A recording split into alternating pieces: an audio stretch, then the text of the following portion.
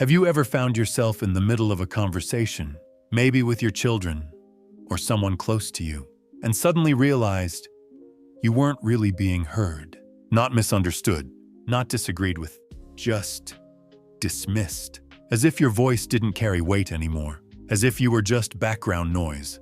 You sit there, maybe at the dinner table or in the car, and you notice the way your sentence gets cut off, the way your opinion is politely ignored, or worse, how they look right through you, answering a message on their phone or talking over you, as if your words don't carry any value now that you've gotten older. It stings, but not in a loud, dramatic way. It stings quietly, like a slow ache. And after a while, that ache turns into silence. You start choosing not to speak, not to ask, not to take up space, because what's the point, right?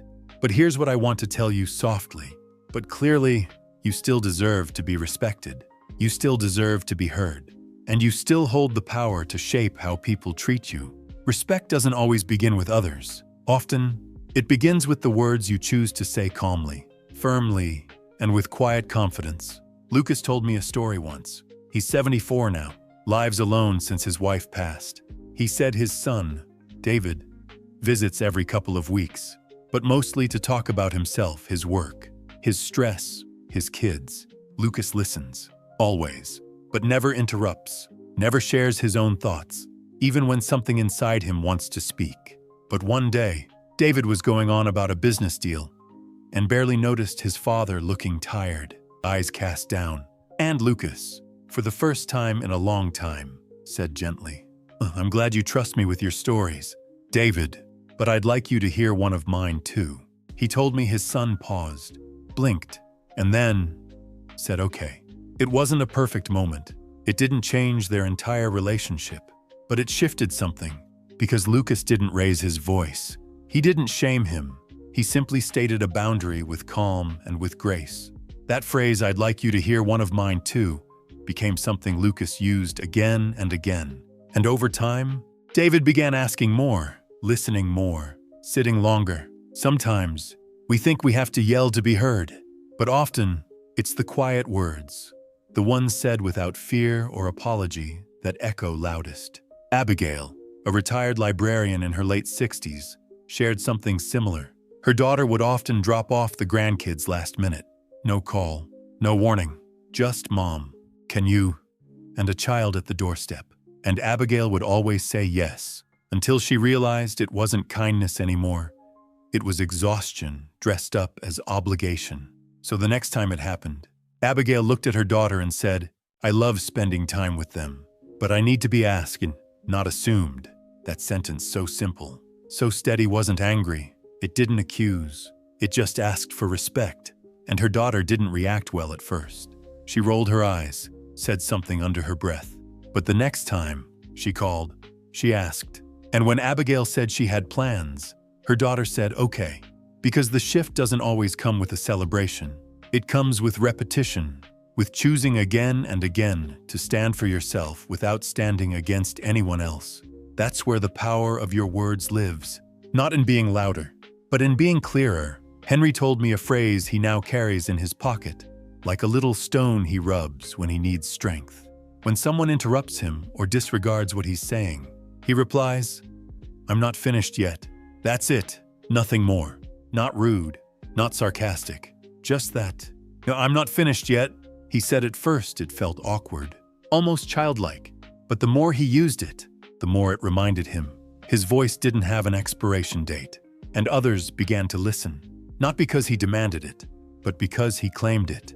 We've been taught, especially in earlier generations, that being agreeable means being good, that saying yes means being loving, that staying quiet is a form of peace. But the truth is, peace doesn't come from staying silent. It comes from standing gently in your own truth. Claire, 70, shared something brave.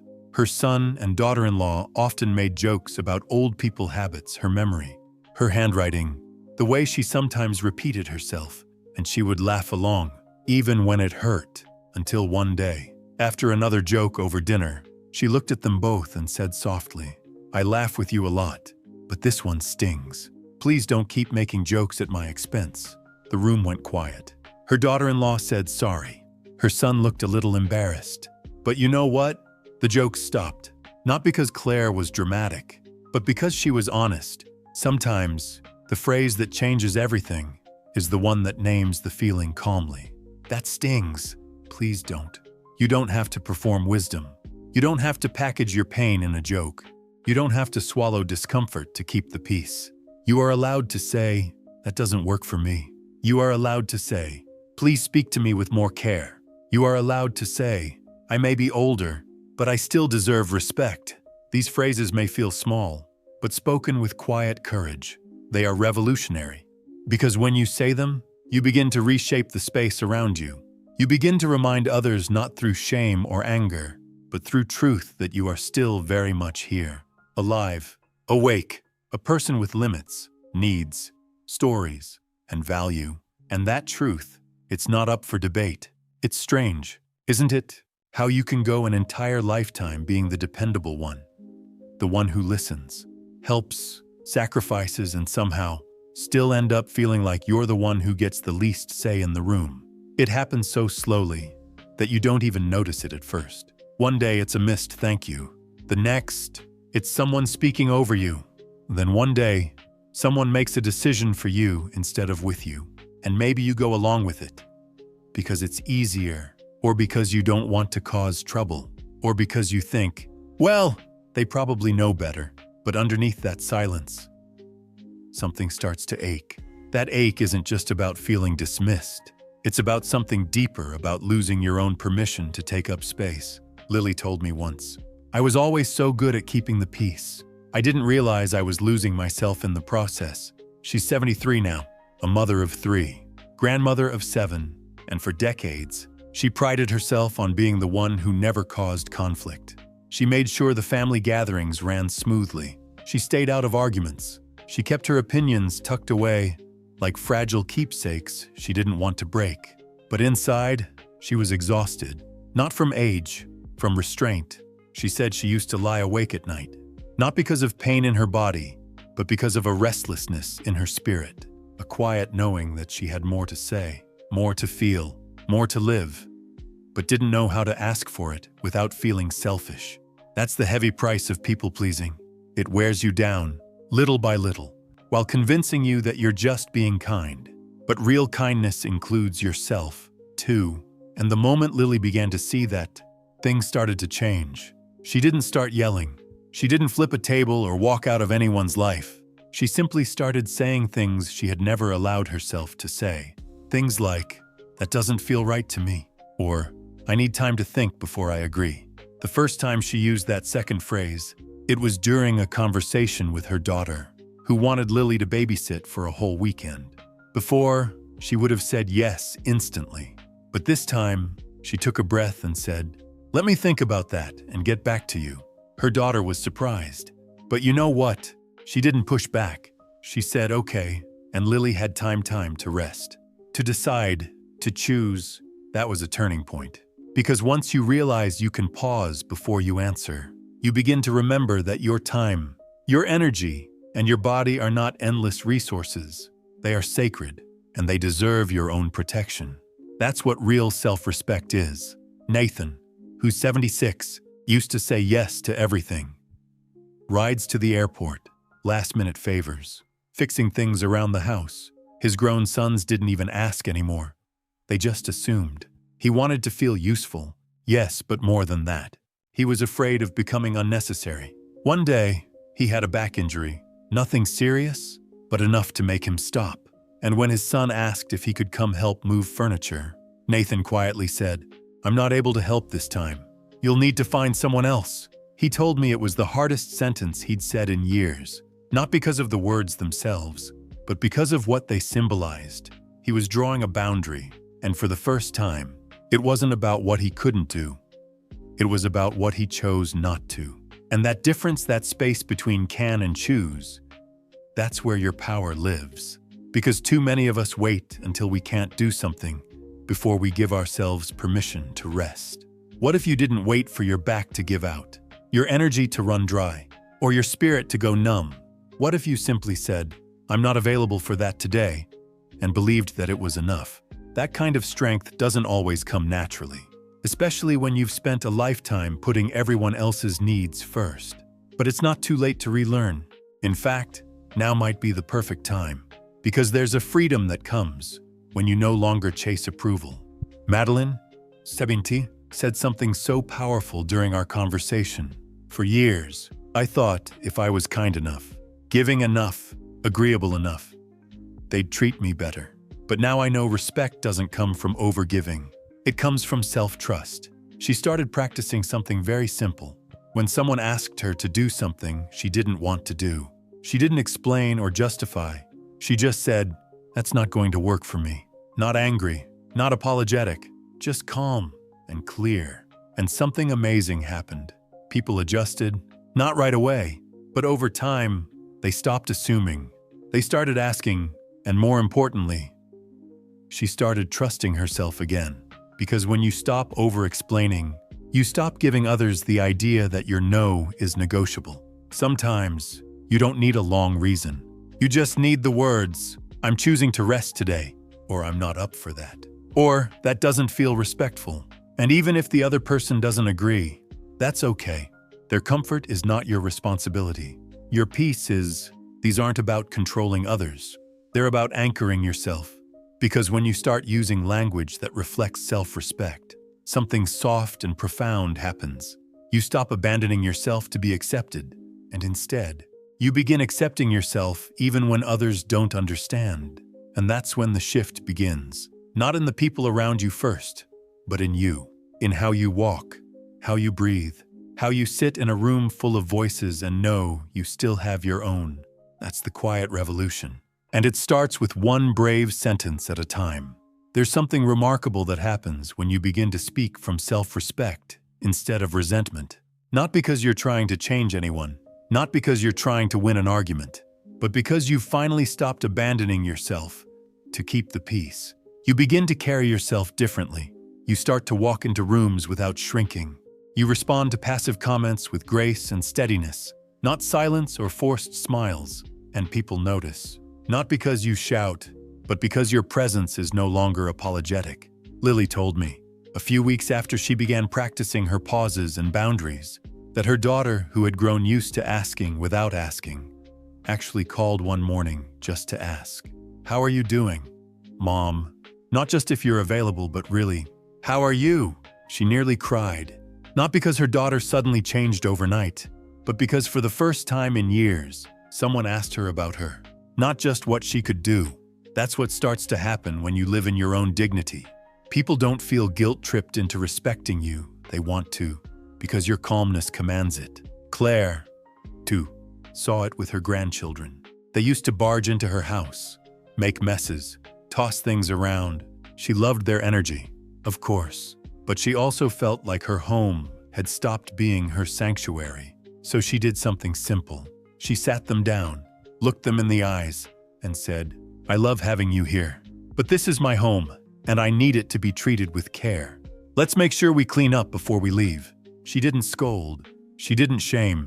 She simply modeled the respect she wanted to see, and they listened. Because kids, more than anyone, feel the energy you carry. When you hold yourself with quiet confidence, they don't need a lecture. They feel the line you're drawing, even without a raised voice. This is how change begins, not with power plays, but with steady presence. You might not realize how magnetic you become when you're rooted in peace. Not the peace that avoids conflict, but the kind that knows what matters and stands in it. Abigail, after months of practicing saying, "That doesn't feel right to me," noticed something odd at first. Her family didn't fight back, they backed away. At first, she thought it meant she'd done something wrong, but in time, she saw that they were recalibrating, learning how to relate to her in this new space she had claimed. Her daughter even said one afternoon, "Mom, you seem different lately. Like you're more sure of yourself." Abigail smiled, because she was, the respect you want from others, it's not something you beg for. It's something you radiate when you begin respecting yourself.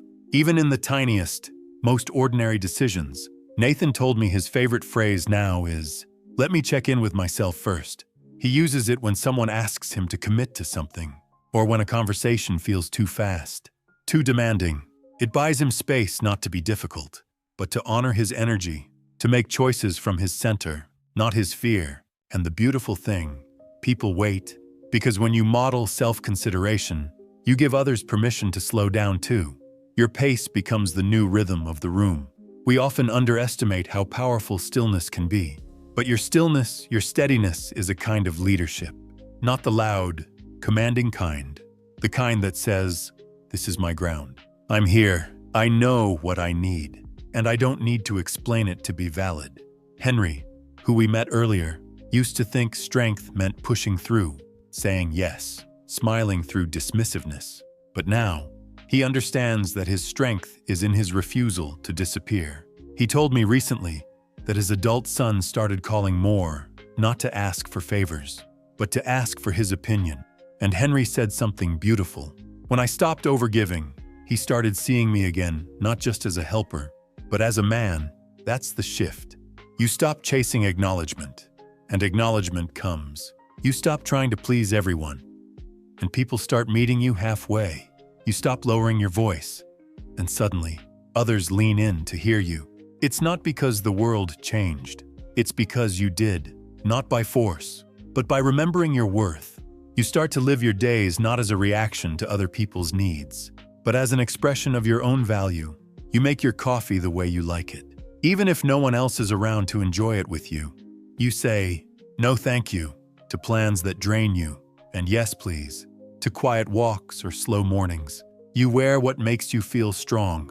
You decorate your space in ways that reflect your heart. And the more you do this, the more your life begins to feel like yours again. This isn't about control. It's about clarity. You're no longer trying to be easy to handle. You're simply choosing to be true. Because the truth is, you never lost your power. You just got used to tucking it away. And now, you're unfolding it again. Slowly, gently, boldly. One phrase at a time, one breath at a time. One boundary at a time.